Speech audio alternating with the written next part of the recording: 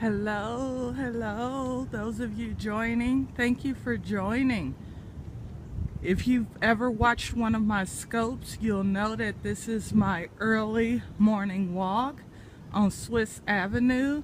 I always give you two things, eye candy and a motivational word. So today we are going to have some gorgeous houses, y'all. And unlike yesterday, as I watched the replay, I realized how much it was bouncing because I was walking so fast. So I'm slowing it up a bit for y'all today. Oh, hi, Ovation Life. How are you? Thank you for joining. So happy to have you.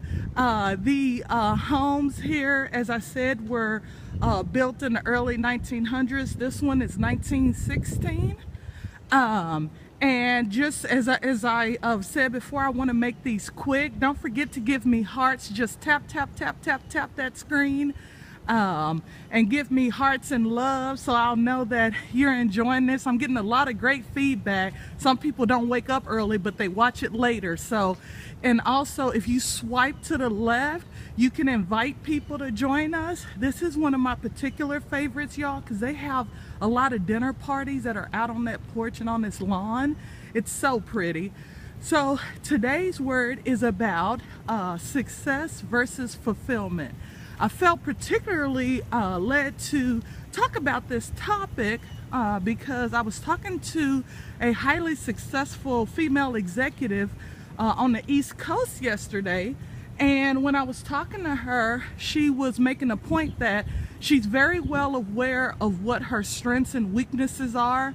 And she was making a point that, well, you know, I'm good with that. So, you know, I don't need anyone to help me with something regarding like getting another title or whatever. And I paused her and I said, wait a minute, success, how do you define success? And I realized based on her definition, y'all, that it depends. People define success in many different ways.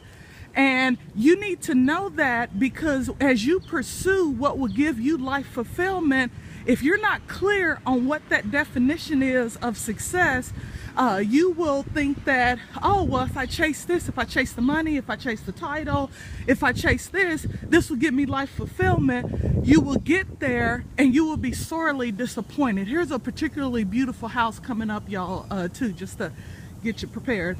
And so as I work with clients, that's one of the first things we do is we sit down, and it's not just an exercise to just to give them some busy work. It's an exercise to make sure that they have clarity and self-awareness around what they consider to be a life success. For some people, yes, that's rolling down the street in a Bentley. You know, some other people, that's, you know, having a particular house in a neighborhood like this one with these Swiss Avenue mansions. For other people, it's going to be something different. So make sure you're clear on, have a lot of clarity, but also self-awareness about what it means for you to be of success, because then and only then will your success lead to life fulfillment. And so there's a difference. I run across them every day, I promise you, for what I do, is that you will have, you can have success but have absolutely no life fulfillment. And so when you're going through seeking your clarity about what you want in life, isn't that pretty? Y'all always pause when I see like a particularly pretty house. They're all pretty, but hi Liz Post for joining us. I just saw, tap the screen if you like what you're hearing. Give me some hearts. Give me some hearts. But making sure that you're clear on what is your definition of success that will tie your success to life fulfillment is what I wanted to speak with y'all today. And so some couple of tips that I came up with is, as I said, I have every client that I work with Hi. I'm so excited. So people are coming to the dark side of Periscope. As I said, make sure you sit down and write down, what does success mean to me? Do it with your spouse, because they will be directly affected, or if you're not married, do it within yourself. And make sure that once you get that listing, then the next step, tip 2, is look at your activities for a given week, and percentage wise, and you don't have to, it doesn't have to be some specific down to the hour or minute, but get a sense of this last week, how much time did I spend in those different categories of what I consider to give my life fulfillment and get me success. If there's any category that you can't say on a given week you spend a particular amount of time on, then that's your first indication that your success is not being tied to your life fulfillment.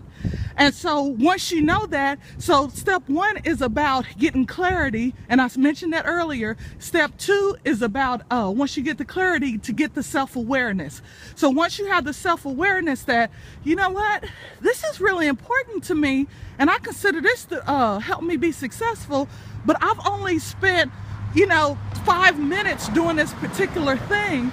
So make sure that then tip 3 is that you go about being intentional about what you do thereafter. So whether it needs to be scheduled in, whether you need to have a talk with your spouse to say, hey, we need to get a nanny so that I can spend time doing this particular thing, because it'll lead me to life success.